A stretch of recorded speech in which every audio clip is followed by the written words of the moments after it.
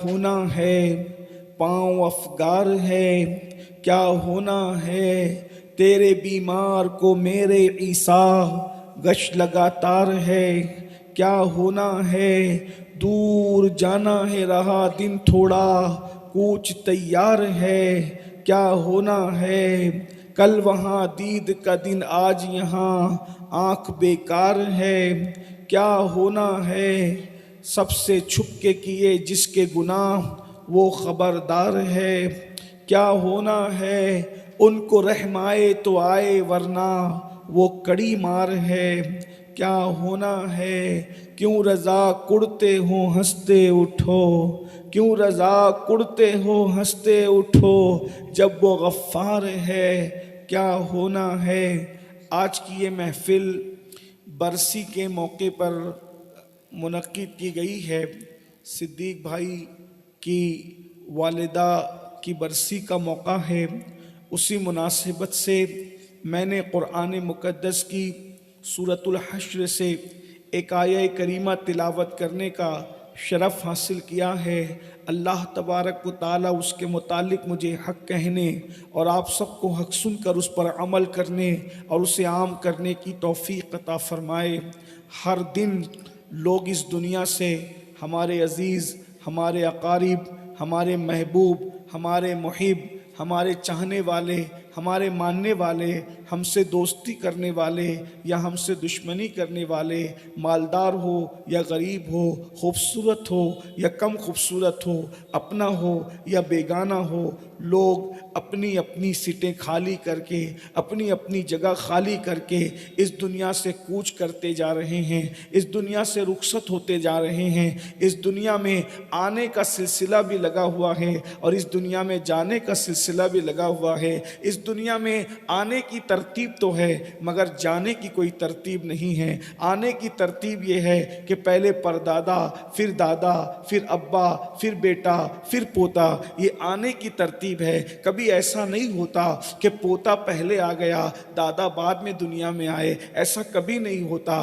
آنے میں ترتیب ہے۔ یہ یقین ہے، 1000% یہ یقین ہے کہ پہلے دادا ہی آئے گا، اس کے بعد ابا ہی آئیں گے، اس کے بعد بیٹا ہی آئے گا، اس کے بعد پوتا ہی آئے گا، لیکن جانے میں کوئی ترتیب نہیں ہے۔ دادا رہ سکتا ہے، پوتا جا سکتا ہے، باپ رہ سکتا ہے، بیٹا جا سکتا ہے۔ یاد رکھیے اس دنیا سے ایک دن کوچ کرنا ہے، جیسے ہمارے اور اقارب کوچ کر گئے، ہمارے اور حضرات کوچ کر گئے۔ نیک ہے تو بھی جانا ہے، بد ہے تو بھی جانا ہے، غریب ہے تو بھی جانا ہے، امیر ہے تو بھی جانا ہے، خوبصورت ہے تو بھی جانا ہے، کم خوبصورت ہے تو بھی جانا ہے۔ یہ اتنا یقینی مسئلہ ہے دنیا سے جانے کا کہ کوئی کافر بھی دنیا سے جانے کا انکار نہیں کرتا۔ کافر خدا کا انکار تو کرتا ہے، سچے خدا کا، مگر دنیا سے جانے کا انکار نہیں کرتا۔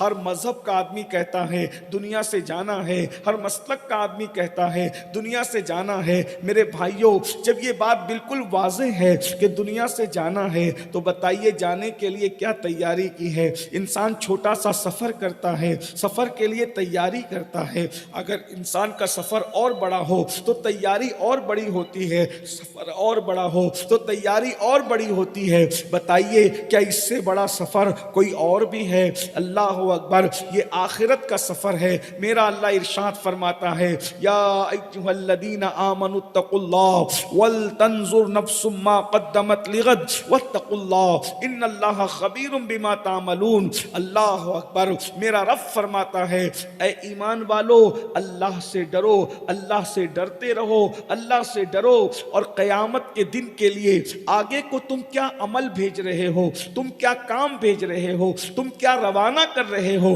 اس سلسلے میں غور کرو، اس سلسلے میں فکر کرو۔ واتقوا اللہ ان اللہ خبیر بما تعملون، اور اللہ سے ڈرتے رہو اس لیے کہ اللہ تمہارے اعمال کی خبر رکھتا ہے۔ میرے بھائیوں، اللہ کی عدالت میں میں یہ نہ پوچھا جائے گا تم کس علاقے میں رہتے تھے, کس خطے میں رہتے تھے, تم کس قبیلے میں رہتے تھے, تمہارا نسب کیا تھا, یہ سب کچھ نہیں پوچھا جائے گا. اللہ کی عدالت میں تو یہ پوچھا جائے گا تو نے اللہ کے لیے لایا کیا ہے, تو نے عمل کیا کیا ہے. ذرا غور تو کرو میرے بھائیوں, ذرا توجہ تو کرو میرے بھائیوں, ذرا اندازہ تو لگاؤ. رب کی عدالت کے اندر اللہ اعمال پوچھے گا, ہم نے کیا روانہ کیا ہے. اللہ اکبر. زبان جھوٹ بول رہی ہے, قدم حرام کی طرف چل کر کے جا رہے ہیں. اندازہ کیجئے وہاں پر انسان بڑے بڑے لوگ جن کی دنیا میں خوب آؤ بھگت ہوتی تھی, جن کی دنیا میں بڑی عزت ہوتی تھی, لیکن انہوں نے اپنے آپ کو سنوارا نہیں تھا. اللہ پاک ان کو بھی عذاب میں مبتلا کرے گا. اور کیا کہے گا؟ قرآن کہتا ہے ذُقْ اِنَّكَ أَنْتَ الْعَزِيزُ الْكَرِيمُ. چکھیے اللہ کے عذاب کو. جو تو دنیا کے اندر گناہ کرتا تھا, اللہ کے عذاب کو چکھ. بہت عزت دار بنتا تھا دنیا میں. ذُقْ اِنَّكَ أَنْتَ الْعَزِيزُ الْكَرِيمُ. میرے بھائیوں, اس سے پتہ چلا کہ اگر ہمیں عزت کی کوئی کرسی دے تو ہم اللہ کے عذاب سے بچ نہیں سکتے. اگر کوئی اقتدار کی کرسی دے تو بھی اللہ کے عذاب سے بچ نہیں سکتے. بڑے بڑے القابات سے ہمیں یاد کیا جائے تو بھی ہم اللہ کے عذاب سے بچ نہیں سکتے. اللہ جس کو چاہے گا عذاب دے گا. اور میرے اللہ کی شان کیا ہے, اگر وہ چاہے تو نبی کے سگے چچا کو عذاب دے. آزر کی شکل میں حضرت ابراہیم علیہ السلام کا سگا چچا آزر تھا, اللہ پاک اس کو بھی عذاب دے گا. اور کس طرح عذاب دے گا یہ سب قرآن اور حدیث میں جو بیان ہوا ہے, اس لیے نہیں کہ ہم سرسری طور پر پڑھ کے گزر جائیں. ذرا غور تو کرو. اللہ اکبر. اگر خاندان کی بنیاد پر کوئی عذاب سے بچ سکتا تھا تو ابراہیم علیہ السلام کا سگا چچا آزر, جس کے گھر میں ابراہیم علیہ السلام نے پرورش پائی ہے, اللہ اکبر, مگر جب وہ نہ بچ سکا تو ہم اللہ کے عذاب سے کیسے بچ سکیں گے؟ اندازہ تو کرو میرے بھائیوں. اللہ اکبر. اللہ تبارک و تعالی حضرت لوط علیہ السلام کی ایک بیوی کو جہنم میں داخل فرمائے گا. اور غور تو کرو, جب نبی کی بیوی, نبی کے گھر میں رہنے والی, نبی کے اتنے قریب رہنے والی, سوچو تو صحیح بیوی کتنے قریب رہتی ہے. اللہ اکبر. وہ جسم کے اعتبار سے تو قریب رہی مگر دل کے اعتبار سے نبی پر ایمان نہ لائی. اللہ اکبر. اللہ اس کو بھی عذاب میں داخل فرمائے گا, اس کو بھی جہنم میں داخل فرمائے گا. کیا ہمیں عبرت نہیں ہوتی؟ اتنا قریب نبی کے, وہ بھی اولو العزم پیغمبر کے. اللہ اللہ. اور یہ بات کون نہیں جانتا؟ اکثر لوگ جانتے ہیں. نبی کا سگا بیٹا حضرت نوح علیہ السلام کے بیٹے کنعان کی شکل میں جہنم کے عذاب میں داخل کیا جائے گا. ذرا غور فرمائیے, جب ان لوگوں کا یہ حال ہوگا تو ہمارا کیا حال ہوگا؟ اپنی راتوں پر توجہ کریں, اپنے دن پر توجہ کریں. یہی وجہ تو تھی کہ بڑے بڑے اکابرین جن کو اللہ کے رسول نے جنت کی بشارتیں دی تھی, وہ لوگ اللہ کے خوف سے روتے تھے, قیامت کے تصور سے روتے تھے. رب کی بارگاہ میں جواب کیا دیں گے جانتے ہیں؟ حضرت سیدنا بایزید بسطامی رحمت اللہ تعالی علیہ, آپ کو خون کا پیشاب ہوتا تھا. کاش کہ میرے نوجوان, میرے بھائی, ہم سب اپنی آخرت کی تیاری کر لیں. غفلت میں ڈوبے ہوئے ہیں, 10 12 گھنٹہ سوتے ہیں, اس کے بعد کبھی نماز کے لیے مسجد نہیں جاتے, زبان سے گالیاں بولتے ہیں. سلطان الہند سرکار غریب نواز فرمایا کرتے تھے, جو کسی مسلمان کو گالی دے گا مرتے وقت تو اس کی زبان پہ کلمہ نہیں آئے گا. اللہ اکبر. آج ہم دعا کرتے کہ مرتے وقت زبان پہ کلمہ آئے. یاد رکھنا, مرتے وقت وہی ہوگا جو ہمارے اعمال ہیں. ایسا نہیں ہوگا کہ زندگی میں عمل کچھ تھے اور مرتے وقت تو کچھ اور معاملہ آ جائے. ایسا نہیں ہو سکتا. اس لیے ہمیں خود کوشش کرنا ہے, ہمیں خود کاوش کرنا ہے, ہمیں اپنے آپ کو خود بدلنا ہے. اگر آخرت کی تیاری چاہتے ہو اور آخرت کی کامیابی چاہتے ہو تو دنیا کے اندر اپنے آپ کو تبدیل کرنا ہوگا, اپنے آپ کو بدلنا ہوگا. سلطان العارفین کو سب جانتے ہیں, حضرت بایزید بسطامی رحمت اللہ علیہ. حضرت بایزید بسطامی رحمت اللہ علیہ کے بارے میں سید الطائفہ حضرت جنید بغدادی کہا کرتے تھے کہ حضرت بایزید بسطامی کو اللہ نے ولیوں میں وہ مقام عطا فرمایا ہے جو مقام اللہ نے جبریل کو فرشتوں میں عطا کیا ہے, وہ مقام اللہ نے بایزید کو ولیوں میں عطا کیا ہے. اتنا بڑا ولی جسے سلطان العارفین کہا جاتا ہے, ان کو خون کا پیشاب ہونے لگا. ان کو خون کا جب پیشاب ہونے لگا, مریدوں کو پتا چلا. مریدوں نے کہا حضور آپ کو خون کا پیشاب ہوتا ہے, اچھے طبیب سے علاج کرا لیں, ایسا نہ ہو کہ نقصان ہو. حضرت بایزید بسطامی نے فرمایا میرے بچوں, میرے اس مرض کا علاج دنیا کے کسی طبیب کے پاس نہیں ہے. کوئی طبیب اور حکیم اس کا علاج نہیں کر سکتا۔ تو لوگوں نے کہا آخر بیماری یہ کون سی ہے؟ کہا کہ یہ جو خون کا پیشاب ہوتے دیکھتے ہو، یہ خون کا پیشاب نہیں ہے، یہ میرا جگر پگھل پگھل کر کے بہتا ہے، پیشاب کے رستے سے میرا جگر بہ رہا ہے۔ لوگوں نے کہا یہ جگر کیوں بہتا ہے؟ کہا بچپنے میں مجھ سے ایک گناہ ہو گیا تھا، جب میں اس گناہ کے بارے میں اللہ کی بارگاہ میں کھڑے ہونے کا تصور کرتا ہوں، اللہ مجھ سے پوچھے گا تیفور تو نے یہ گناہ کیوں کیا تھا؟ تو میں قیامت کے دن اللہ کو اس ایک گناہ کا جو بچپن میں کیا ہوا گناہ ہے اس کا جواب کیا دوں گا اللہ کی بارگاہ میں؟ بس اسی تصور سے، خدا کی بارگاہ میں کھڑے رہنے کے تصور سے جب میں کانپتا ہوں تو میرا جگر اللہ کے خوف سے پگھلتا ہے جو پیشاب کے رستے سے بہتا ہے۔ تم سمجھتے ہو بیماری ہے، بیماری نہیں، یہ اللہ کا خوف ہے۔ مجھے بتاؤ بھائی بچپنے میں کیا گناہ کوئی کر سکتا ہے؟ یہ تو ان کی عاجزی تھی، یہ تو ان کی انکساری تھی۔ اب آپ مجھے بتائیں جو بچپنے میں نہ کردہ گناہ کو گناہ کہہ کر کے اپنے جگر کو پگھال رہے ہیں، سود کھانے والے لوگوں کو یہ تصور کیوں نہیں آتا؟ جھوٹی قسمیں کھانے والے لوگوں کو یہ تصور کیوں نہیں آتا؟ عورتوں پر پاپ کی نظریں ڈالنے والوں کو یہ تصور کیوں نہیں آتا؟ انٹرنیٹ کا ناجائز استعمال کرنے والوں کو یہ تصور کیوں نہیں آتا؟ کیا سوچتے ہو کہ اللہ ہمیں زندگی دے کر معاذ اللہ ہمیں بھول گیا ہے؟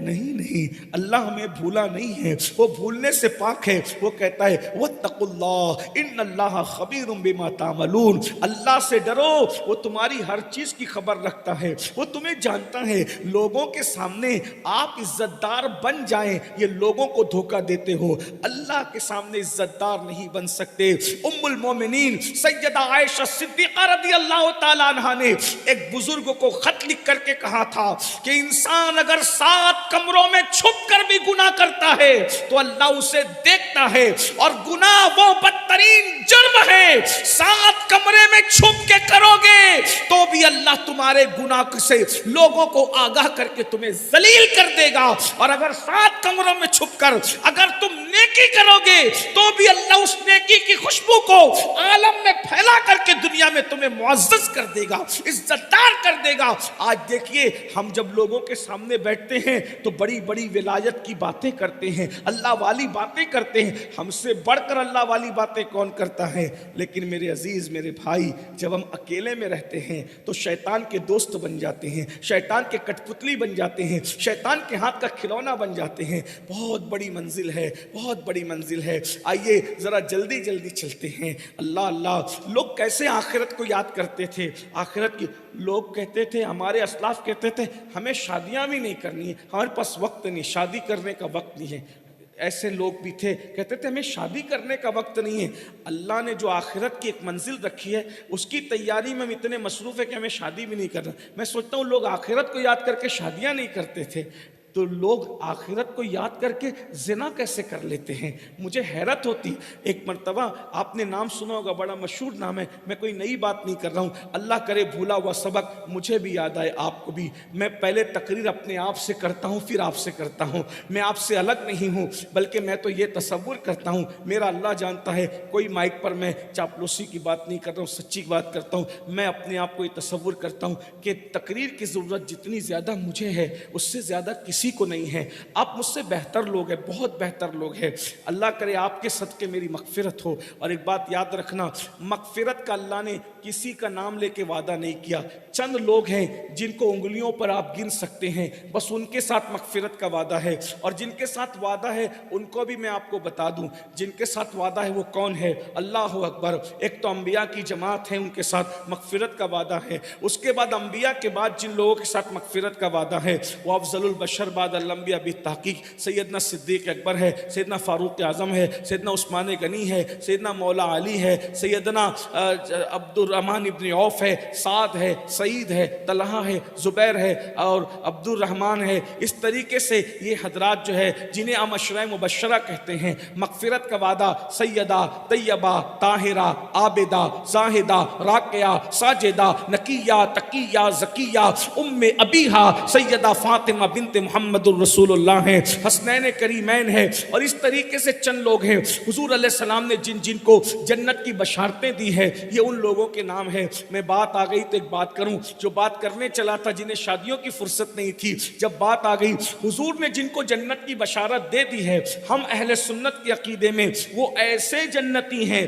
جیسے جنت کا ہونا یقینی ہے ویسے ان کا جنتی ہونا یقینی ہے، کیونکہ جس زبان نے جنت کی خبر دی ہے وہی زبان نے ان کے جنتی ہونے کی خبر دی ہے۔ اب ذرا اندازہ کریں میرے وہ نوجوان جو اپنے اللہ اکبر ہفتے بھر کبھی مسجد نہیں جاتے، آج مسجدیں ویران ہیں، اللہ اکبر، وہ سائنس کی کتابیں تو پڑھ رہے ہیں، بہت اچھی بات ہے، ایجوکیشن پہ بہت محنت کرو، سائنس پڑھو، جغرافی پڑھو، ٹیکنالوجی پڑھو، سب پڑھو، لیکن اتنا پوچھتا ہوں انسان کی لکھی ہوئی کتابیں پڑھنے پر 25 30 سال لگانے والوں، اللہ کی کتاب پڑھنا تمہیں آتی ہے؟ اللہ کی کتاب پڑھنا جانتے ہو؟ بزرگوں نے فرمایا جس نے قرآن پڑھنا نہیں سیکھا قیامت کے دن وہ اندھا اٹھایا جائے گا۔ اندھے اٹھنے کے لیے تیار ہو؟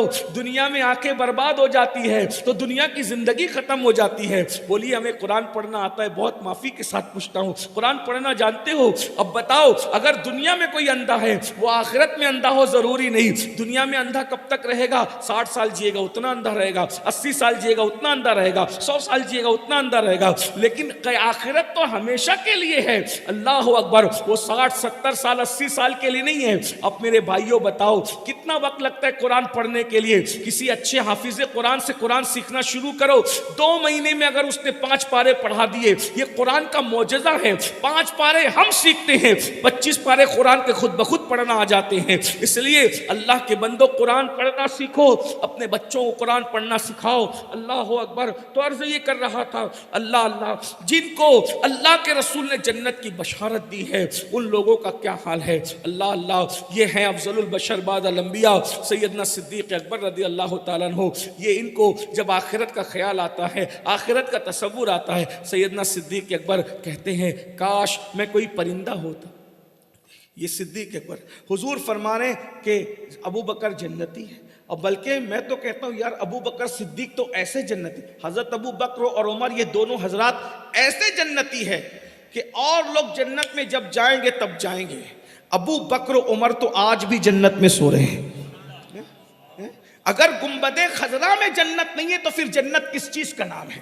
بلکہ خدا کی عزت کی قسم میں آپ کے سامنے یہ بات ان علماء کی موجودگی میں، جانشین مفتی اعظم کچھ اور بزرگوں کی موجودگی میں، سادات کی موجودگی میں کہنا چاہتا ہوں، جنت کروڑوں مرتبہ حسرت سے جس کو اونچک اونچک کر دیکھتی ہے وہ مصطفیٰ جان رحمت کا روضہ مبارکہ ہے۔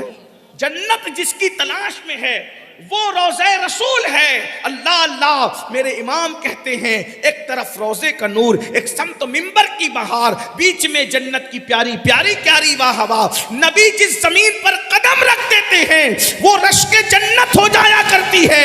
نبی جس زمین میں آرام کر رہے ہو اگر وہ جنت نہیں ہے تو اور کیا ہے؟ صدیق و فاروق تو اب بھی جنت میں آرام کر رہے ہیں میرے عزیز میرے بھائی، اللہ اکبر۔ لیکن وہ صدیق اکبر آخرت یاد، اس لیے کہ آخرت کا سودا چہروں پر، نسب پر، یہ لیڈر تھا، یہ عالم تھا، یہ مفتی تھا، یہ خطیب تھا، یہ سید تھا، یہ مغل تھا، یہ پٹھان تھا، اس بنیاد پر نہیں ہوگا۔ رسول اللہ سے جس کی وفاداری ہوگی، یہ بھی میں کہہ دوں سادات کی موجودگی میں، اگر کوئی سید اپنے نانا کا وفادار ہے تو وہ بخشا جائے، ورنہ لیسا من اہلک کو اپنی نگاہوں سے پڑھو۔ حضور محدث اعظم کے چوچوی رحمت اللہ علیہ نے کہا تھا فضل ایمان پہ ہے، فضل نسب بھی موقوف، ابو لہب کو بھی لگا ہاتھ نہ تبت کے سوا۔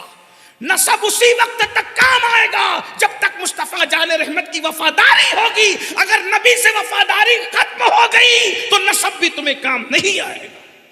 نسب ختم ہو جاتا ہے جب حضور کی وفاداری ختم ہو جاتی ہے تو نسب بھی ختم ہو جاتا ہے۔ اس لیے جو نبی کے یاروں کو کافر کہتے ہیں، جو نبی کے اصحاب کو کافر کہتے ہیں، جو نبی کے صحابہ کو گالیاں دیتے ہیں یا رسول اللہ کی شان میں بے ادبی کرتے ہیں، اگر تم نے ان سے اتحاد کرنے کی کوشش کی اور حضور سے غداری کی تو نہ دنیا میں سرخروئی ملے گی نہ آخرت میں سرخروئی ملے گی۔ یہ میرے جذبات نہیں، حقیقت ہے۔ ہو سکتا ہے سادات کرام کے ماننے والوں کو، سادات تو برا نہیں مانیں گے، ہو سکتا آپ کو برا لگے کہ چائے سے زیادہ کتلیاں گرم ہوتی ہیں۔ ہاں ایسے کیا کہہ دیا؟ میں ذمہ دار ہوں یہ بات کا، اور میں اہل علم کے سامنے کہہ رہا ہوں، حضور کی وفاداری پر سب موقوف ہے۔ اگر حضور سے، ارے بھائی وفا تو وہ چیز ہے، اگر کتا اصحاب کہف سے وفا کر لے تو وہ جنت میں چلا جاتا ہے۔ بہت وفا کی ہے اصل میں، اگر وفا نہیں ہے۔ قاضی ایاز رحمت اللہ علیہ شفا شریف میں لکھتے ہیں، کہتے ہیں کہ ایک شخص مر رہا تھا، توجہ کرنا، ایک شخص مر رہا تھا، اس کی زبان پہ مرتے وقت کلمہ نہیں آ رہا تھا، اس کی زبان پہ مرتے وقت کلمہ نہیں آ رہا تھا، تو لوگ کہتے ہیں تیری زبان پہ کلمہ کیوں نہیں آتا؟ تو وہ کہتا ہے کیا کروں، میں ابو بکر عمر کے گستاخوں کی صحبت میں بیٹھا، وہ گستاخی نہیں کرتا تھا، وہ گستاخی نہیں کرتا تھا۔ یہ قاضی ایاز اعلیٰ حضرت نہیں لکھ رہے، ابھی یہ قاضی ایاز لکھ رہے ہیں۔ کبھی کبھی لوگوں کو کوئی بات کہو تو بولتے ہیں وہ تو ابھی 100 سال کے بزرگوں کی باتیں ہوتی ہے، 100 سال کے بزرگوں کی، میں تو کہتا ہوں 100 سال دور کی بات ہے۔ اگر آج کا بچہ بھی حق کہے تو ہمیں اس کی بھی ماننا چاہیے۔ آپ 100 سال نہ اپنے نکلے، آپ 50 سال نہ اپنے نکلے ہیں۔ اللہ اکبر، قاضی ایاز لکھ رہے ہیں کہ اس کی زبان پہ مرتے وقت کلمہ نہیں آتا تھا، اس نے کہا میں ابو بکر عمر کے گستاخوں کی صحبت میں بیٹھتا تھا، اس لیے مرتے وقت اس کی زبان پہ کلمہ نہیں آ رہا ہے۔ وہ گستاخی نہیں کرتا تھا، صرف گستاخوں کے ساتھ بیٹھتا تھا۔ اب بھی لوگوں کو سمجھ نہیں آتی، جو ابو بکر عمر کے گستاخوں کے ساتھ بیٹھے، مرتے وقت اس کی زبان پہ کلمہ نہیں آتا، جو رسول اللہ کے گستاخوں کو اپنی بیٹیاں دے دے، ان کی بیٹیاں کر لے، ان کو اپنا سمجھی بنا لے، مرتے وقت ان کی زبانوں پہ کلمہ کیسے آئے گا؟ صرف بیٹھنے کی، لوگ کہتے ہیں بیٹھنے سے کیا ہوتا ہے؟ یہ ہوتا ہے بیٹھ، صدیق و فاروق کے گستاخوں کے ساتھ بیٹھنے سے یہ ہوتا ہے۔ بتائیے نا، تو پھر ہم رسول اللہ کے ہم جان رہے ہیں یہ نبی کے علم غیب کے منکر ہیں، یہ نبی کو حاضر و ناظر نہیں مانتے، یہ لوگ جو ہیں رسول اللہ کو مردہ کہتے ہیں، ظالم کہتے ہیں کہ نبی اپنی بیٹی کی شفاعت نہیں کر سکتے۔ ایسے لوگوں سے رشتے جوڑ رہے ہیں، اپنے بچوں کو ان کے مدرسے میں پڑھنے بھیج رہے ہیں، اپنے بچوں کو ان کے ساتھ جب وہ اٹھنے بیٹھنے کے، مرنا ایک دن ضرور ہے۔ لوگ کہتے ہیں مولانا اپنی بات کرو، یہ اپنی ہی بات ہے، ہم کسی اور کی بات نہیں کر رہے۔ بہت ہوش کے ناخن، بہت کٹھن ہے ڈگر پن گھٹ کے، جنت آسان نہیں ہے، جنت اتنی سستی نہیں ہے جتنا لوگوں نے سمجھ رکھا ہے۔ آدھا تیتر آدھا بٹیر، با مسلمان اللہ اللہ، بابا رحمن رام رام سب کرتے رہیں گے اور اس کے بعد بھی جنت ملے گی؟ نہ، اسلام صرف اسلام ہے، سب سے ہٹ کر کے ایک ہی راستہ ہے، صراط مستقیم۔ تیرے غلاموں کا نقش قدم ہے راہ خدا، وہ کیا بہک سکے جو یہ سراغ لے کے چلے۔ تو میں کیا عرض کر رہا تھا، بات دور نکلی۔ سیدنا صدیق اکبر رضی اللہ تعالیٰ عنہ جب آخرت کو یاد کرتے کہتے کاش میں ایک پرندہ ہوتا اور لوگ مجھے ذبح کر کے بھون کر کھا گئے ہوتے، تاکہ قیامت کے دن اللہ کی بارگاہ میں جواب دینے سے بچ جاتا۔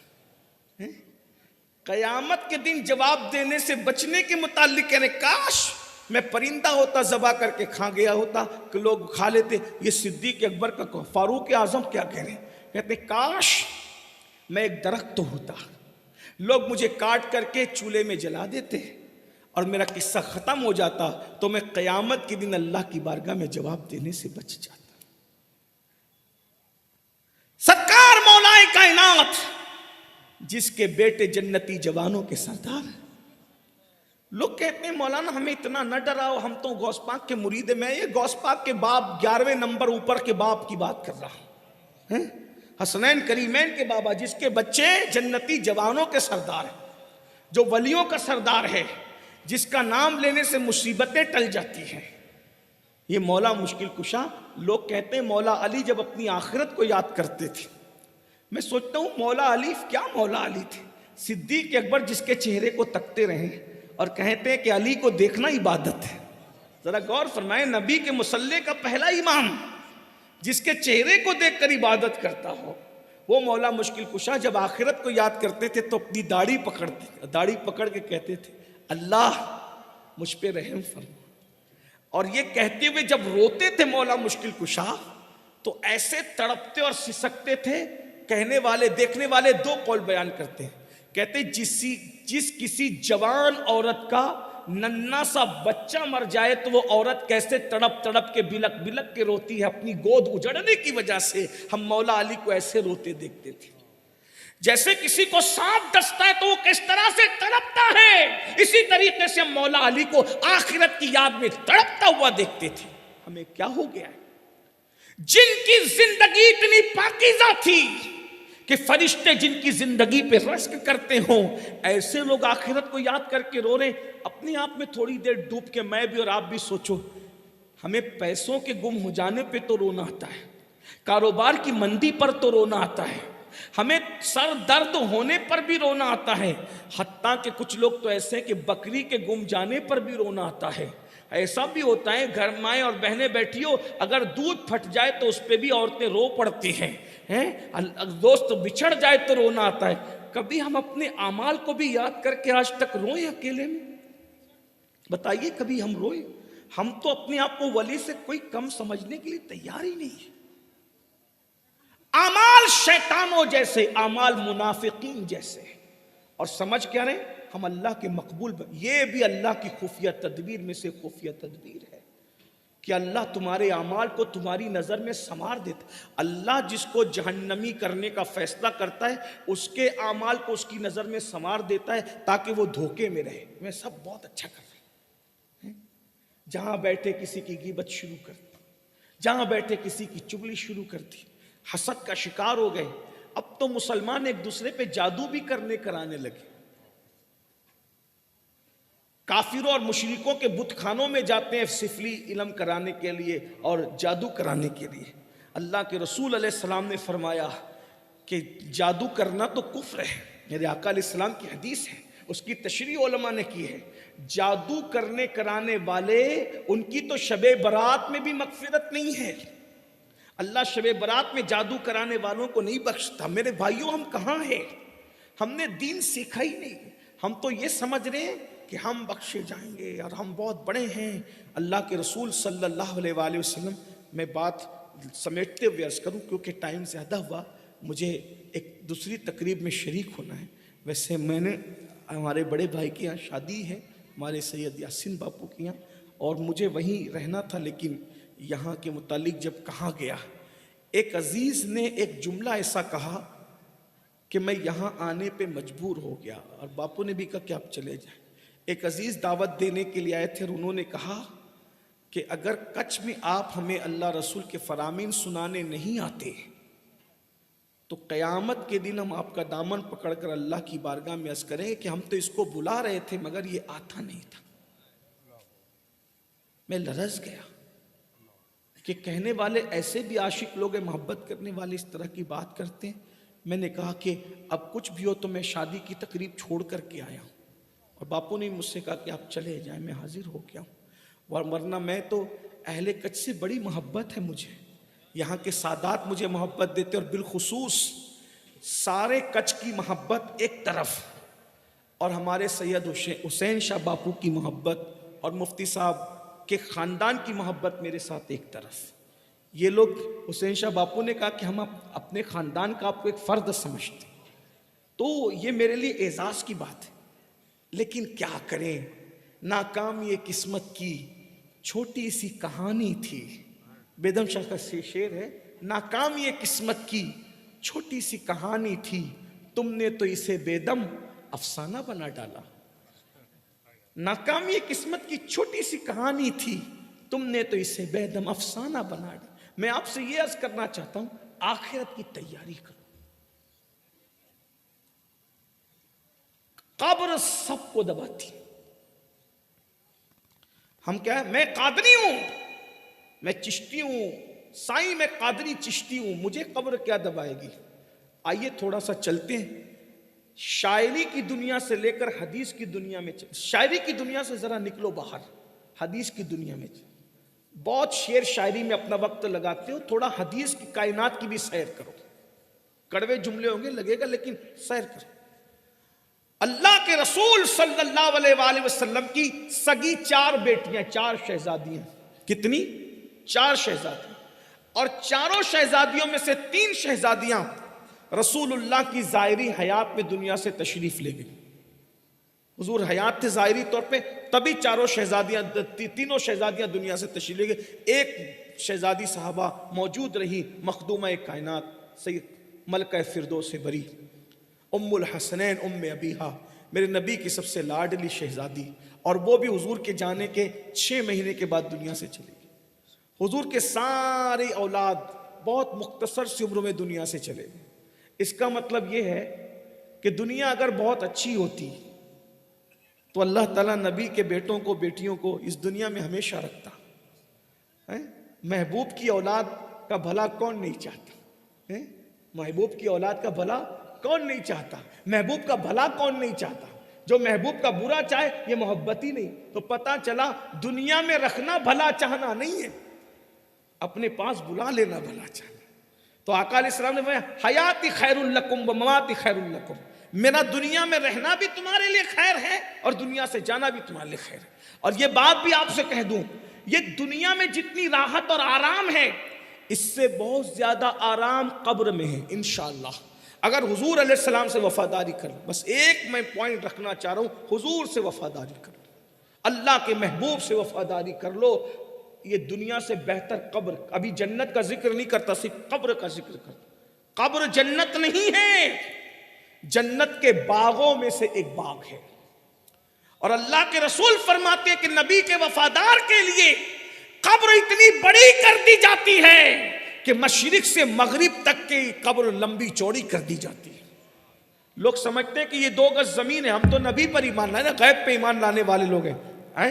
اللہ اکبر. فرماتے ہیں اللہ کے رسول علیہ الصلوۃ والتسلیم ارشاد فرماتے ہیں کہ قبر میں جنت کا بستر بھی ہوتا ہے، قبر میں نہریں بھی ہوتی ہیں، قبر میں درخت بھی ہوتے ہیں، قبر میں جنت کی ہوائیں بھی ہوتی ہیں، قبر میں جنت کا لباس بھی ہوتا ہے. لوگ سمجھ رہے ہیں کہ 2 گز زمین ہے بیچارے ایسے ہی پڑا ہوا ہے، ایسے پڑا ہوا نہیں ہے، وہ تو مزے لے رہا ہے، مزے لے رہا ہے. اور آپ کے ہفتے گزرتے ہیں، مہینے گزرتے ہیں، 2 سال 5 سال 10 سال 20 سال صدی 2 صدی، وہاں کچھ نہیں گزرتا. وہاں بس اتنا ہے، مزے میں آدمی ایسے مست ہوتا ہے کہ بس ادھر آنکھ بند ہوئی ادھر آنکھ کھل گئی. اور قبر کیا ہے میرے بھائی؟ نبی سے وفاداری کر لو تو قبر میں نبی کا دیدار ہو، حضور کا دیدار ہو. تو مجھے دیکھ لے میں تجھے دیکھ لوں، دیکھنے کا مزہ آج کی رات. آج پھولے نہ سمائیں گے کفن میں آسی، قبر کی شب کس گل سے ملاقات کی رات. میں اپنے اکثر ساتھیوں کو کہتا ہوں جتنی خوشی مدینے جانے میں ہوتی ہے، عاشقوں کو خوشی اس سے زیادہ مر جانے میں ہوتی ہے. جتنی خوشی عاشقوں کو مدینے شریف جانے میں ہوتی ہے، اس سے زیادہ خوشی مر جانے میں ہوتی ہے. کیوں؟ کیونکہ مدینے جاؤ تو گنبد نظر آتا ہے اور مر جاؤ تو گنبد والا نظر آتا ہے.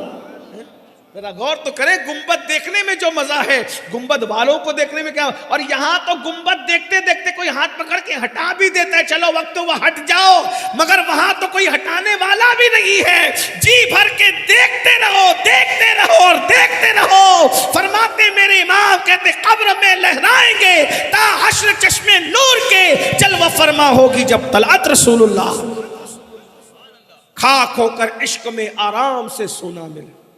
اگر قبر میں آرام سے سونا چاہتے ہو، کرنا کیا ہے؟ نبی سے عشق کر. خاک ہو کر قبر میں آرام سے سونا ملا، جان کی اکسیر ہے الفت رسول اللہ کی. جان کی اکسیر ہے الفت رسول اللہ کی. خاک ہو کر عشق میں آرام سے سونا ملا، جان کی اکسیر ہے الفت رسول. لیکن اگر دیکھو قبر پھر قبر ہے، قبر قبر ہے. قبر کا انداز سب کے ساتھ یکساں ہے، بس جو نبی کا وفادار ہیں اس کے ساتھ کچھ معاملات ہیں. تو نبی کی 4 شہزادیاں، ان میں سے ایک شہزادی سیدہ زینب ہے. سیدہ زینب ہے. ایک تو زینب سرکار امام حسین کی بہن ہے جو کربلا میں تھی، اور ایک سیدہ زینب امام حسین کی سگی خالہ بھی ہے. حضور کو زینب نام اتنا پسند تھا کہ حضور کے گھر میں 4 زینب تھی. 2 بیویوں کا نام زینب رکھا، ایک بیٹی کا نام زینب رکھا اور ایک نواسی کا نام زینب. حضور کی ظاہری ہے زینب نام بہت پسند ہے. اس کی وجہ یہ ہے کہ پھر زینب ہے. یہ عنوان آج کا نہیں ہے، کبھی یاد رہا تو اس پہ بات کریں گے. زینب پھر زینب. تو حضور کو زینب نام سے بہت پیار تھا. اللہ اکبر. تو حضور کی جو سب سے بڑی شہزادی ہے سیدہ زینب بنت محمد الرسول اللہ صلی اللہ علیہ وسلم، ان کا وصال ہوا، ان کا وصال ہوا۔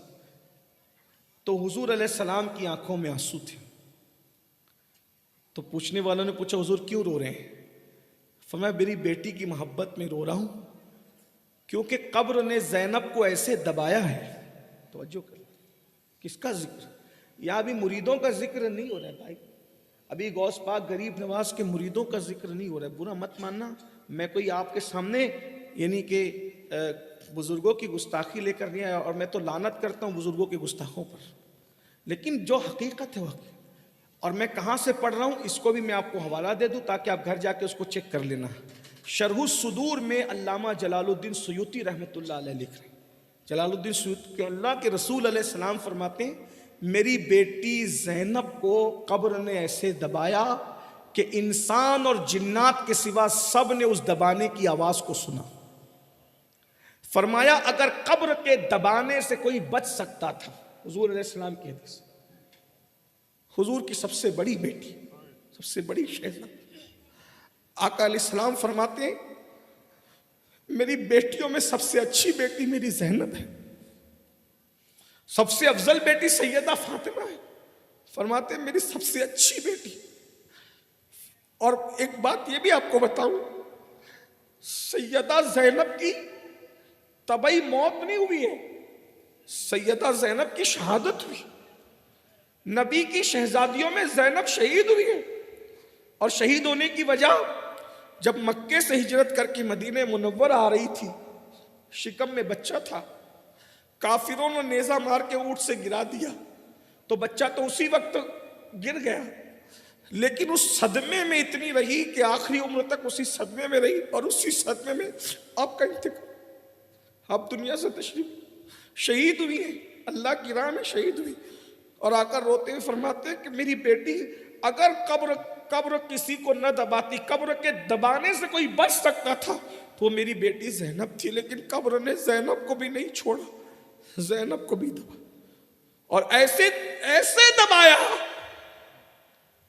کہ انسان اور جنات نے اس دبانے کی آواز کو۔ یہ تو زینب تھی، شادی ہو گئی تھی، عمر بڑی ہو گئی تھی۔ حضور کے سب سے آخری شہزادے حضرت ابراہیم ابن محمد رسول اللہ کے بیٹے ہیں، ابھی مریدوں کا ذکر نہیں کر رہا۔ میرے بھائی بہت غفلت میں ہو، تاش کے پتے کھیلنے والوں، موبائل کے اوپر ڈیجیٹل طور پہ جوا کھیلنے والوں، شراب اور جوے کے دھندے کر کے اپنے آپ کو جنتی سمجھنے والوں، یہ قبر کی منزل ہے۔ آسان سمجھے، خدا کی غیرت، خدا کی غیرت اللہ اللہ ہے، کھیل تماشا سمجھا لوگوں نے دین کو۔ جمعہ کی 2 رکعت پڑھ کے مسجدوں سے ایسے بھاگتے ہیں جیسے اسکول کی چھٹی ہونے پہ بچے بھاگتے ہیں۔ جس قوم کا دل مسجد میں نہ لگے، جو دنیا کی جنت ہے وہ آخرت کی جنت کا خیال کرتے ہیں۔ عورتوں شادی کے موقع پہ عورتوں کو پاپ کی سالیوں کو پاپ کی نظر، آپ ایسے نہیں ہیں، لیکن یہ ہے دنیا کا، سالیوں کو پاپ کی نظر سے دیکھتے لوگ، اپنے محلے کی عورتوں کو پاپ کی نظر سے دیکھتے، خالہ کی بیٹیوں کو پاپ کی نظر سے دیکھا جاتا، پھپھی کی بیٹیوں کو پاپ کی اتنے پاپی نظروں سے زندگی گزارنے والوں کا کیا حال۔ یہ نبی کا دودھ پیتا شہزادہ ہے، دودھ پیتا بچہ، نبی کے گھر کا دودھ پیتا بچہ، حضرت سرکار ابراہیم میرے آقا میرے مولا، ان کی جوتیاں، ان کے قدم میرے سر آنکھوں پر، رسول اللہ کا شہزادہ حضرت ابراہیم ابن محمد رسول اللہ، حضور علیہ السلام ان کو قبر میں رکھتے ہیں، حضور کی آنکھوں میں آنسو۔ لوگوں نے بہت باتیں کی، میرے آقا سے کسی نے پوچھا حضور کیا ابراہیم کو بھی قبر دبائے گی؟ میرے آقا فرماتے ہیں ہاں۔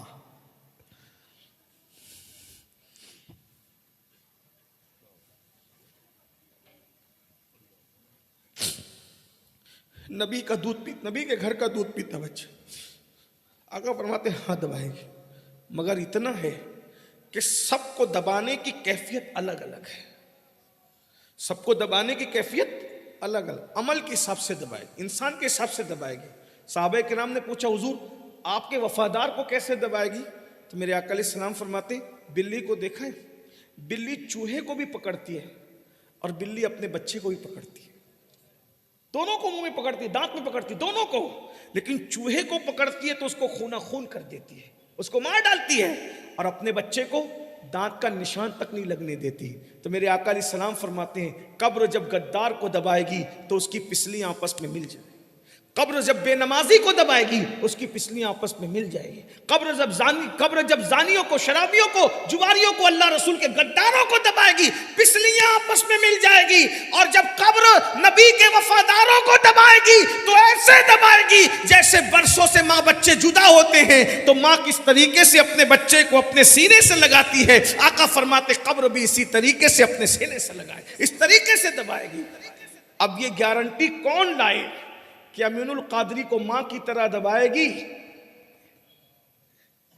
یہ گارنٹی کون دے؟ یہ جو آپ کو اسٹیجوں پہ کہتے ہیں نا لوگ تم سب جنتی ہو، تم سب، امید کرو امید. اور اگر کوئی کہتا ہے کہ میں جنت بانٹ رہا ہوں، اس کو دیکھو جنت ملے، اس کو دیکھو جنت ملے، جس کو دکھا کر جنت بانٹ رہے ہو ان کے جنت میں جانے کا بھی آپ کے پاس کوئی ثبوت ہے، کوئی گارنٹی؟ بتائیے ذرا. تو یہ غفلت کی زندگی سے نکلنا پڑے گا، کیونکہ اللہ کے رسول علیہ السلام نے ارشاد فرمایا اپنے خاندان کے لوگ، اے بنو ہاشم، اے بنو عبد المطلب، عمل کرو، عمل کرو. فرمایا ایسا نہ ہو کہ لوگ عمل لے کر کے آئیں اور تم صرف نسب لے کر کے آؤ. جس کو عمل نے پیچھے کر دیا اس کو نسب کبھی آگے نہیں کر سکتا. جب نبی نے گھر والوں کو یہ نصیحت کی پھر نبی کے گھر والوں سے زیادہ کوئی عبادت کرتا ہوا نظر نہیں آیا. ہے کوئی ایسی عورت کسی کے گھر میں جو عشاء میں سجدہ کرتی اور فجر میں سر سجدے سے اٹھاتی ہے؟ ہے کسی کے گھر میں؟ ہے کسی گھر میں کوئی ایسا بیٹا جو نیزے پہ قرآن سناتا ہے؟ ہے کسی گھر میں ایسا فرد جو کعبے میں پیدا ہو کر مسجد میں شہادت پاتا ہے؟ ہے کسی گھر میں ایسا بیٹا جو عشاء کے وضو سے 40 سال تک فجر کی نماز پڑھتا ہے؟ یہ سب نبی کے خاندان میں، کیونکہ نبی کے خاندان والوں کو پتا تھا کہ نبی نے فرمایا عمل کرو، عمل. اور اگر ایک بات آ گئی ہے، دیکھیے گھمنڈ سے نکلنا ہوگا ورنہ ہم اپنی بربادی کریں گے. یہاں آپ اگر اتنا اترا رہے ہیں کہ نہیں بھائی میں تو یہ ہوں، میں تو وہ ہوں، اللہ کے یہاں کوئی کچھ نہیں ہے. بس اللہ کے یہاں جس سے یار راضی ہے، اگر حبشی سے راضی ہو گیا تو حبشی کو جنت دے دی، اور عربی سے ناراض ہو گیا تو عربی کو بھی جہنم میں داخل کر. کیا ابو لہب سرکار عبد المطلب کا بیٹا نہ تھا؟ بولیے، اس کے جہنمی ہونے کا کس کو انکار ہے؟ پوری ایک سورت نازل ہے اس کے جہنمی ہونے پر، ہماری آنکھ نہیں کھلتی؟ ہم کیوں باہر نہیں نکلے؟ یہی وجہ تھی کہ نبی کے خاندان کے لوگ زیادہ اللہ سے ڈرتے تھے. مجھے ایک واقعہ یاد آ رہا ہے اور اسی بھی اب میں بات ختم کرنے لگا ہوں اور بات کو سمیٹ رہا ہوں کہ ابھی آپ نے شاید کل نیاز کی ہوگی میرے مولا، میرے آقا امام الائمہ سیدنا امام جعفر صادق کی 22 رجب کو اہل سنت میں قدیم چلا رہا ہے نیاز کرنا. قدیم دستور سے ہم نیاز کرتے ہیں اور ہمارے بزرگوں سے ہم نے سنا ہے، کتابوں میں بھی کچھ لکھا ہے کہ یہ نیاز 22 رجب کو امام جعفر صادق نے خود کی ہے. امام جعفر صادق نے 22 رجب کو یہ نیاز خود کی ہے. کیوں کی ہے؟ اس لیے کہ میں آپ کو بتا دوں، حالانکہ میرا عنوان نیاز فاتحہ نہیں ہے آج، لیکن بات نکلے امام کی تو بتا رہا ہوں. ویسے میں کوشش کرتا ہوں کہ جو زیادہ ضروری فرض واجب ہے میں اس پہ گفتگو کروں. نیاز تو ایک نفل عمل ہے، کرو تو بھی ٹھیک ہے، ثواب ملے گا، نہیں کرو تو بھی کوئی پرابلم نہیں ہے، لیکن بکراتی نہ کی جائے اس میں. نہیں کرو تو زندگی بھر کوئی نہ کرے، اللہ نہیں پوچھے گا کیوں، لیکن آپ زبردستی اس میں ڈالے کہ حرام ہے، شرک ہے، بدعت ہے، تو پھر اللہ فرمائے گا کہ میں نے حرام نہیں کیا تھا، ملا تجھے حرام کرنے کا کیا حق تھا؟ کیونکہ حلال و حرام کا قانون تو اللہ رسول کے ہاتھ میں ہے نا، ملا کے ہاتھ میں تو ہے نہیں. اگر ملا اللہ کا قانون اپنے ہاتھ میں لیتا ہے تو پھر اللہ ملا سے ہی پوچھے گا کہ میں نے تیرے کان میں کہا تھا یہ حرام ہے. جو حرام ہے وہ قرآن میں ہے، جو حلال ہے وہ بھی قرآن میں ہے. قرآن حدیث جس کو حرام کہہ دے وہ حرام ہے، جس کو حلال کہہ دے حلال ہے. قرآن حدیث جس بارے میں چپ ہو جائیں پھر تمہیں بھی چپ ہونا ضروری ہے. بس اتنی بات ہے، بس اتنی بات ہے. تو ایک نفل عمل ہے، ہم بھی اس کو نفل ہی کہتے ہیں، مستحب ہی کہتے ہیں. کرو تو ثواب ہے، نہ کرو تو کوئی. اصل میں یہ جو نیازوں کا سلسلہ ہے نا، وہ بھی آپ کو عرض کر دوں، یہ بزرگوں نے قرآن سے سیکھا. اللہ تعالیٰ قرآن میں فرماتا ہے کہ جنتی اور جہنمیوں کا مکالمہ ہوگا تو جنتی جہنمیوں سے پوچھیں گے ما سلککم فی سقر، اے جہنمیوں تم جہنم میں کیوں آ گئے؟ تو جہنمی جواب دیں گے قالوا لم نکن من المصلین ولم نکن نطعم المسکین، کہ ہم نماز نہیں پڑھتے تھے اور غریبوں کو کھانا نہیں کھلاتے تھے۔ تو ہمارے بزرگ تو رات رات بھر نماز پڑھتے تھے اور وہ غریبوں کو کھانا کھلانے کا موقع ڈھونڈتے تھے۔ تو بولے ایسے کیسے کھلا دیں گے، یاد رہے گا نہیں رہے گا، تو پھر کرنا کیا ہے؟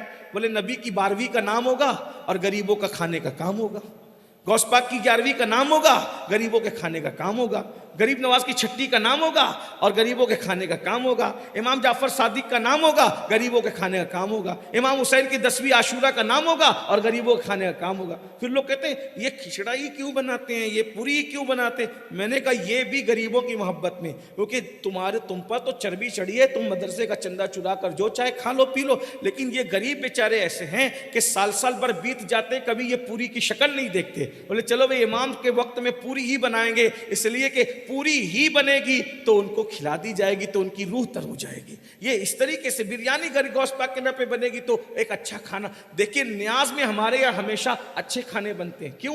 کیونکہ جو اچھا کھانا نہ کھا سکے ان کو کھلاؤ، ایک عنوان ہے۔ لیکن بہرحال تو آپ نے امام جعفر صادق نے نیاز کیوں کی، 22 رجب کو کیوں نیاز؟ اس کی وجہ یہ بیان کی جاتی ہے کہ نبی کے گھر میں جو سب سے پہلا غوث ہوا ہے نبی کی اہل بیت میں وہ مولا علی ہے۔ غوث مطلب غوث اعظم۔ آپ ایک ہی غوث اعظم کو جانتے ہیں لیکن ایک غوث اعظم نہیں ہے۔ میں آپ کو آج تھوڑی سی یہ بھی بات عرض کر دوں۔ علامہ شامی فتاوی شامی میں لکھتے ہیں، جس کو علامہ شامی جو ہے یہ فتاوی شامی کے مصنف ہے سید محمد امین ابن عابدین شامی، علامہ شامی، ان کا ایک رسالہ ہے اجابت الغوث۔ اس میں انہوں نے لکھا ہے جو آسمان سے بارش برستی ہے نا وہ غوث کے صدقے میں برستی ہے، جو پودے اگتے ہیں نا، یہ علامہ شامی لکھ رہے ہیں اجابت الغوث میں، مسلمانوں سے جو مصیبت ٹلتی نہیں اللہ والوں کے صدقے ٹلتی ہے، بنائیں ٹلتی ہے۔ آپ کیا سمجھتے ہیں؟ آپ کہتے ہیں ارے ابھی مرتے مرتے بچا، تو کیا مرتے مرتے؟ آپ تو کہتے ہیں کہ ارے مرتے مرتے بچا، تو کیوں بچا؟ وہ کسی اللہ والے کی نظر کام آ گئی، کسی اللہ والے کی دعا کام آ گئی۔ آپ کیا سمجھتے ہیں؟ تو زمانے میں ہر زمانے میں ایک غوث اعظم ہوتا ہے، ایک غوث اعظم۔ تو نبی کے خاندان میں سب سے پہلا جو غوث ہوا ہے اس غوث کو دنیا امام المشارق والمغارب حلال مشکلات والنوائب اخی رسول و زوج البتول سیدنا علی ابن ابو طالب کہتے ہیں۔ ٹھیک۔ دوسرا غوث جو ہوا ہے غوث اعظم، غوث سے مراد اسے غوثیت کبریٰ کہتے ہیں۔ تو دوسرا بندہ جو غوثیت کبریٰ کے منصب پہ فائز ہوئے، مولا علی کی شہادت کے بعد یہ منصب اللہ نے امام حسن کو عطا فرمایا، ان کی شہادت کے بعد یہ مرتبہ اللہ نے امام حسین کو عطا فرمایا، پھر اس کے بعد یہ مرتبہ امام زین العابدین کو ملا، امام باقر کو ملا، اور پھر 22 رجب کو تہجد کی نماز کے بعد امام جعفر صادق کو مقام غوثیت پر فائز کیا گیا۔ تو صبح اٹھ کر کے امام جعفر صادق نے کہ مجھے اللہ نے وہ مرتبہ دیا جو کبھی میرے دادا علی کو دیا، میرے جد امام حسن کو دیا، امام حسین کو دیا، امام زین العابدین کو دیا، میرے ابا امام باقر کو دیا۔ اب وہی غوثیت کبریٰ کا منصب اللہ نے جعفر صادق کو عطا کیا ہے، تو اس کے شکرانے میں 22 رجب کو امام جعفر صادق نے نیاز کر کے غریبوں میں کھانا تقسیم کیا۔ یہ نیاز کسی مولوی کی ایجاد نہیں ہے، یہ امام جعفر صادق کی شروعات۔ بہرحال اب آپ بات سمجھے، کل آپ نے کل 22 رجب گزری، آپ نے کی ہوگی نیاز، بہت برکت ہے اس نیاز میں۔ ہم نے تو تجربہ کیا ہے، اس نیاز کو کھاتے وقت بھی کوئی مراد لے لو تو سال آنے سے پہلے اللہ پوری کر دے، بس یقین ہونا چاہیے، یقین۔ بہرحال اور امام جعفر صادق سرکار تو ایسے تھے بھائی کہ جنت بیچنے والا آدمی، جنت بیچنے والا آدمی، جب ناز پر آئے تو جنت بیچ دے۔ وہ لکھا ہے کتابوں میں، علامہ جامی نے لکھا ہے، ایک مرتبہ ایک پڑوسی آیا اور آ کر کے کہتا ہے اچھا میں پھر یہ بات اس لیے بھی کر دوں کہ ایسا نہیں ہے کہ کوئی جنت میں نہیں لے جا سکتا، یہ بھی تصویر کے دونوں رخ ہونے چاہیے آپ کے پاس۔ ہاں یعنی اگر آل محمد آئے نا تو پھر آل محمد تو آل محمد ہے، ان کے در کے جو غلام ہے بہلول دانہ جیسے وہ بھی جنت بیچ لیتے ہیں، یہ بھی بات ہے، یہ بھی آپ کے ذہن میں ہونا چاہیے۔ ایسا بالکل نہیں ہے کہ جو یعنی کہ جنت میں کوئی نہیں جائے گا اور جو 10x10 کی کوئی جنت ہوگی، ایسا جنت میں بہت لوگ جائیں گے، اکثریت جنت میں جائے گی انشاءاللہ رسول اللہ کے غلاموں کی، اور وفادار تو سبھی ہوں گے جنت میں، سے وفا کریں۔ آپ کہیں گے الحمدللہ ہم وفا کرتے ہیں سید، ہم بھی وفادار ہیں۔ میں نے کہا بالکل، حجام کی کرسی پر داڑھی مڈانے سے پہلے یہ بھی سوچنا کہ یہ وسترا میرے چہرے پہ بعد میں چلتا ہے، پہلے یہ نبی کے دل کو اذیت پہنچاتا ہے۔ بیٹی کی شادی کے موقع پہ ناچ نچانے سے پہلے سوچنا کہ یہ ناچ نبی کے دل کو گنبد خضرا میں کتنی تکلیف پہنچاتا ہے۔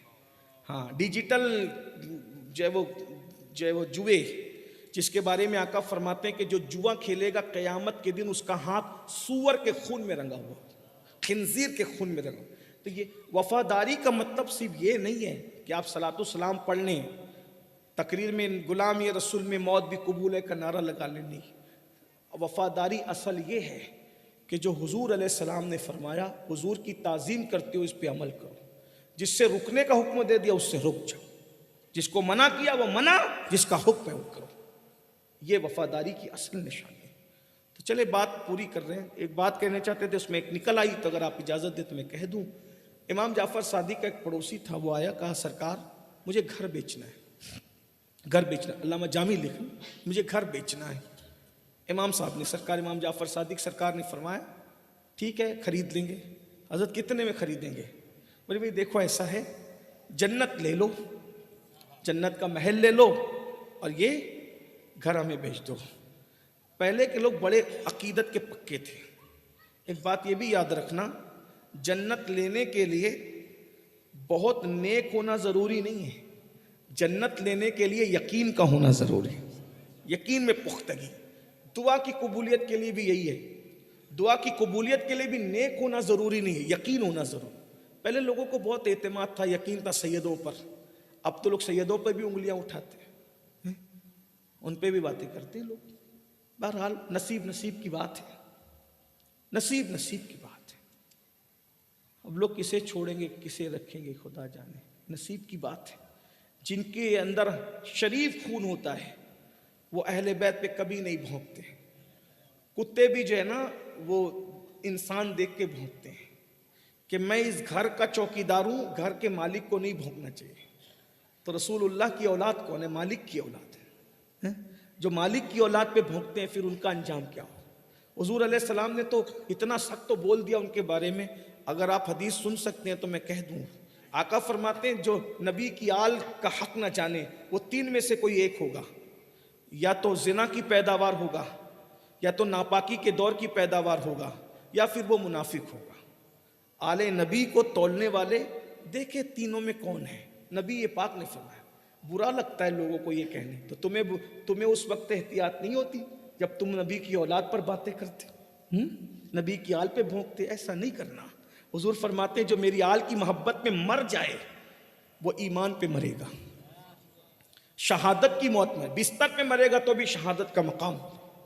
اور اتنا ہی نہیں، آقا فرماتے ہیں میری آل کی محبت میں مرنے والا فرشتے اس سے ایسے سجا کے جنت میں لے جائیں گے جیسے دلہن کو سجا کر دولہا کے گھر لے جایا جاتا۔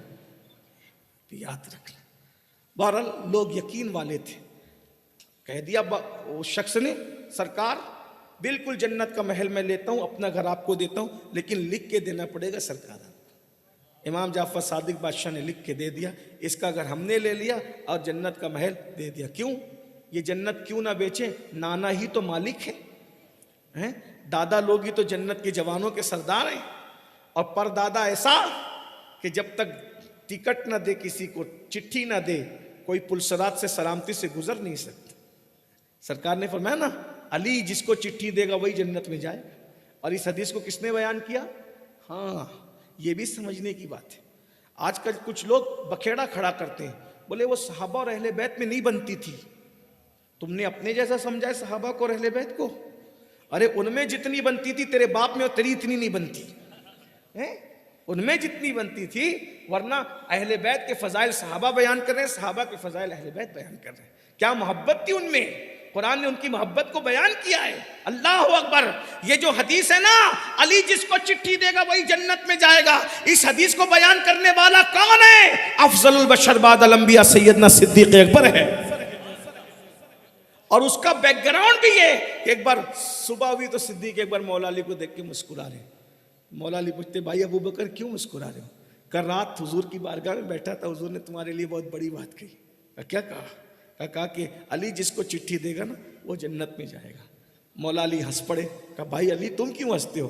کہا مجھے کہا اس کو چٹھی مت دینا جب وہ بکر اس کی گستاخی کرتا، جب وہ بکر کی توہین۔ دیکھ رہے ہیں نہ ان کو جنت ملنی ہے نہ ان کو ملنی ہے، ملنا تو اہل سنت کو ہے، کیونکہ ہم صحابہ سے بھی پیار کرتے ہیں، اہل بیت سے بھی پیار کرتے ہیں۔ الحمد اہل سنت کا یہ بیڑا پار، اصحاب حضور نجم ہے اور ناؤ ہے عطرت رسول۔ بہرحال تو مولا جعفر صادق پاک نے جنت لکھ دی، عقیدے کا پکا، چٹھی لے گیا، بیوی سے کہا انتقال ہو میرے کفن میں رکھنا جنت کی سند ہے۔ اس دور کی بیویاں بھی بیویاں ہوتی تھی، آج کل بیوی کو اگر پاکٹ بھی دے دو کہ اس کو سنبھال کے رکھنا، کھولنا مت، تو سب سے پہلا کام یہ کرے گی کھولنے کا کام کرے۔ اس دور کی بیویاں تھی، اس نے شوہر نے کہہ دیا کھولنا نہیں، یہ جنت کی ضمانت ہے، بس میرے کفن میں رکھ دینا۔ اس نے کھول کے نہیں دیکھا، وفادار بیوی تھی۔ اللہ کی شان انتقال بھی ہو گیا چند دنوں میں، اور اس کے کفن میں رکھ دیا گیا۔ اب وہ دفن ہو گیا۔ کچھ اہل بیت کے کچھ حاسد تھے، انہوں نے کہا کہ تمہارے باپ کا وہ گھر تھا جس پہ جعفر صادق نے قبضہ کیا ہے، معاذ اللہ، وہ اس کے بچے آئے۔ اب باپ کی طرح بچے ہو یہ بھی تو ضروری نہیں ہے، آپ کے کچھ میں ہی دیکھ لو، پورے ہندوستان میں ہم دیکھ رہے ہیں باپ جو پیار کرتے ہیں علماء اور سادات سے، آج کل کے بچے نہیں کرتے۔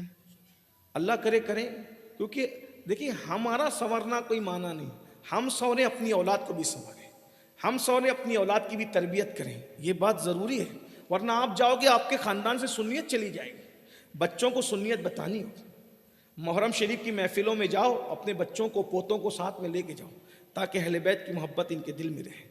صحابہ کی محفل میں جاؤ، اپنے بچوں کو ساتھ لے کے جاؤ تاکہ یہ روایتیں قائم رہیں، دین پہ عمل قائم رہے۔ تو بچوں میں وہ رنگ نہیں تھا، وہ آ کے کھڑے ہو گئے۔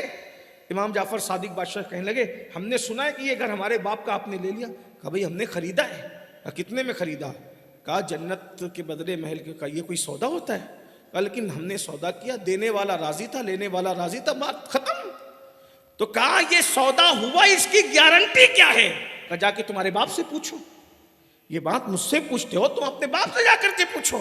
کہا ہم اپنے باپ سے کیسے بات کریں؟ کہا جاؤ اور جا کر اس کی قبر پہ کھڑے رہ کر کے پوچھو کہ جعفر صادق کا حکم ہے، بتاؤ ہم نے جو سودا کیا تھا وہ صحیح ہے کہ نہیں ہے۔ جب بچے جا کر کے قبر پہ کھڑے ہوتے ہیں اور کہتے ہیں کہ ہم نے یہ سنا ہے کہ آپ نے جعفر صادق سے جنت کے محل کے بدلے میں اپنے گھر کا سودا کر دیا تھا، یہ بات صحیح ہے، تو لوگوں نے دیکھا پلک کے جھپکتے ایک چٹھی جو ہے وہ قبر پر ظاہر ہوئی۔ یہ وہی چٹھی تھی جو کفن میں رکھی گئی تھی، لوگوں نے پہچانا یہی کفن میں رکھی گئی تھی۔ اس پر ایک طرف امام جعفر صادق کی تحریر تھی، ہم نے محل لیا اور جنت، ہم نے محل دیا اور مکان لیا، اور اس کے پیچھے اس شخص کی تحریر تھی جعفر صادق نے جو سودا کیا تھا وہ محل مجھے جنت میں مل چکا ہے۔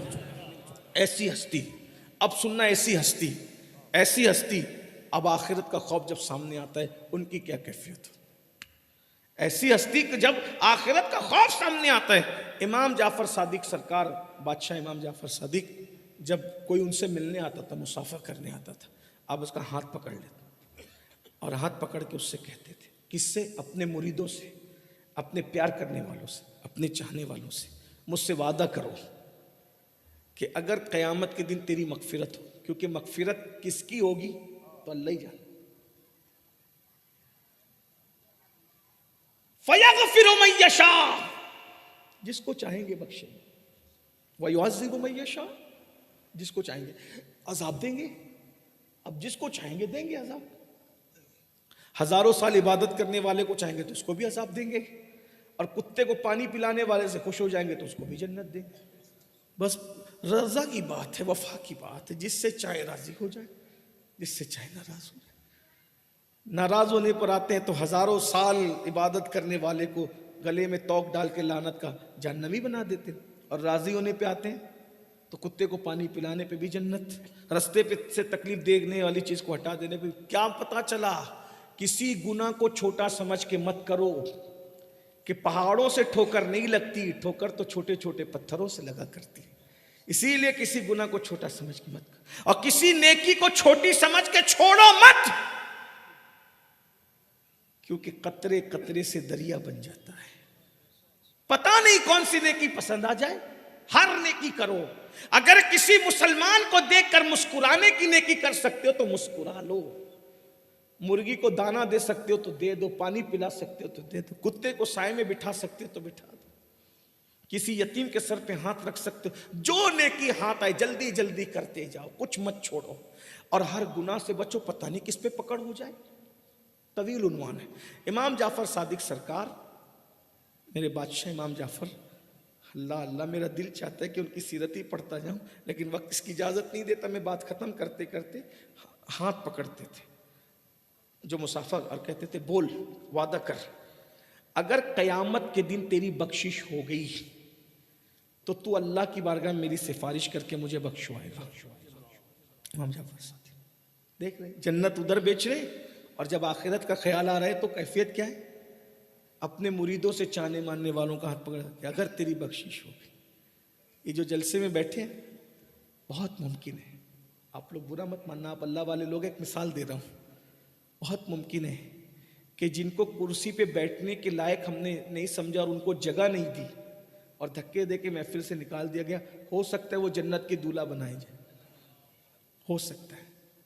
اور اگر کسی سے ناراض ہو جائے تو اسٹیج پہ بیٹھنے والا بندہ جہنم کا ایندھن بن جائے۔ یہ اللہ کی شان۔ ڈرتے رہو، ڈرتے، واتقوا اللہ، ڈرتے رہو، اس کی خفیہ تدبیر سے ڈرتے۔ امام جعفر صادق سرکار مریدوں کا ہاتھ پکڑ کے تھے، وعدہ کر، اگر تیری بخشش ہو گئی، مغفرت ہو گئی، اللہ نے تجھے بخش دیا، میری سفارش کر دینا۔ کیوں؟ اس لیے کہ بخشے ہوئے کی سفارش اللہ قبول کرے گا۔ بخشے ہوئے جس کی بخشش ہو گئی وہ کہے گا اللہ اس کو بھی بخش دے، اللہ اس کو بخش دے گا۔ تو امام جعفر صادق سرکار کہتے تھے کہ اگر تیری بخشش ہو گئی تو میری سفارش کرنا، اور پھر کہتے تھے میں وعدہ کرتا ہوں اگر میری بخشش ہو گئی تو میں تیری سفارش کروں گا۔ تو سامنے سے جواب وہی آنا تھا جو آپ سوچ رہے ہیں، جواب آپ تو سید ہیں، سید بادشاہ سائیں، آپ تو سید ہیں، آپ کے نانا شافعی یوم النشور ہیں، آپ تو سید ہیں، ہم آپ کی کیا سفارش کریں گے؟ آپ ہم سے وعدہ لے رہے ہیں، آپ کے نانا کائنات کی شفاعت کریں گے، آپ سید ہیں، آپ ہم سے وعدہ لے رہے ہیں، ہم سے وعدہ لے رہے ہیں کہ ہماری بخشش ہوگی تو آپ کی سفارش کریں۔ آپ کے نانا تو شافعی ہوں گے۔ امام جعفر صادق روتے تھے اور رو کے کہتے تھے بیٹا یہی تو رونا ہے کہ ہم سید ہیں، ہائے ہائے، یہی تو رونا ہے ہم سید ہیں۔ ہم ڈرتے ہیں کہ قیامت میں نانا کو منہ کیا دکھائیں، نانا کے سامنے منہ کیا لے کر کے جائیں۔ آپ غور فرمائیں، جو مرشدوں کا مرشد ہے، جو امام اعظم کا امام ہے، استادوں کا استاد، امام اعظم جیسے لوگ جس کی جوتیاں سیدھی کرتے، لوگ کہتے تھے امام جعفر صادق کے دور میں ان سے زیادہ خوبصورت کوئی نہیں تھا، ان سے بڑا عالم کوئی نہیں تھا، ان سے بڑا عبادت گزار کوئی نہیں تھا، اور وہ کہتے ہیں کہ قیامت میں ہم اپنے نانا کو منہ کیا، ہمیں ڈر لگتا ہے کہ نانا کو منہ کیا دکھائیں گے۔ میرے بھائی اتنے بڑے لوگ عاجزی کر رہے ہیں، ڈر رہے ہیں رسول اللہ سے کہ رسول اللہ کو منہ کیا دکھائیں گے، میں اور آپ کیا منہ دکھائیں؟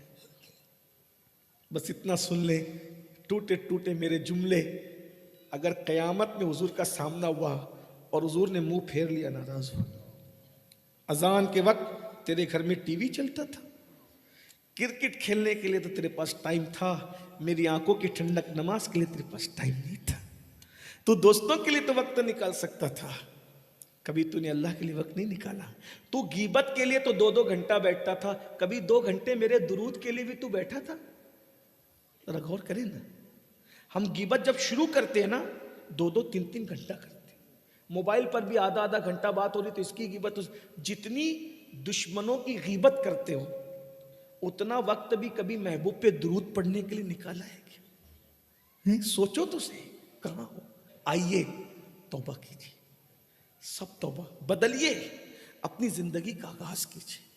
اور ایک بات چلیں، میں جب یہ واقعہ بیان کرتا ہوں نا تو مجھے اپنا بھی خیال آتا ہے کہ جب امام جعفر صادق جیسا شخص جو جنت بیچ سکتا ہے، وہ اپنے مریدوں سے کہتا ہے کہ اگر تمہاری بخشش ہو گئی تو تم مجھے بخشوا لینا، اتنا بڑا مجمع ہے، اتنے بڑے بڑے سادات ہیں، علماء ہیں، آپ میں سے پتہ نہیں کون بخشا ہوا ہے، تو کیا میں بھی آج امام جعفر صادق کی سنت پہ عمل کرتے ہوئے آپ میرے ساتھ وعدہ کر سکتے ہیں ہاتھ اٹھا کے کہ اگر آپ میں سے کسی کی بخشش ہوئی تو آپ میری سفارش کریں گے؟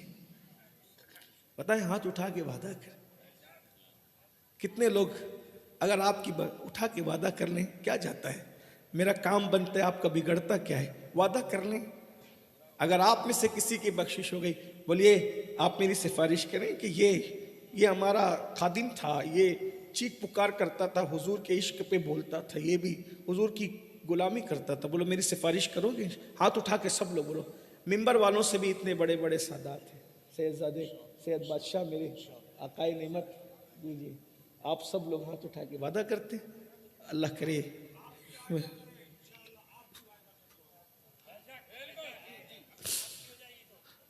انشاءاللہ میری سفارش، میری بخشش ہو گئی، میری مغفرت ہو گئی تو میں امام جعفر صادق کے قول کے سنت پر عمل کرتے ہوئے وعدہ کرتا ہوں کہ انشاءاللہ اگر میری بخشش ہوئی انشاءاللہ میں آپ کے لیے سفارش. استغفر اللہ ربی وما علینا الا ہم بھی آپ سے ایک وعدہ لیتے ہیں کہ دیکھو ہمارے مفتی صاحب یہاں سے چلے گئے، ابھی ہم کچھ والے کو آپ جیسے عالم کی ضرورت ہے، اور جبھی آپ کو کچھ کی دعوت ملے تو آپ کچھ میں آ کے ہماری اصلاح کرو. انشاءاللہ ہم آپ کے لیے دعا کرتے ہیں.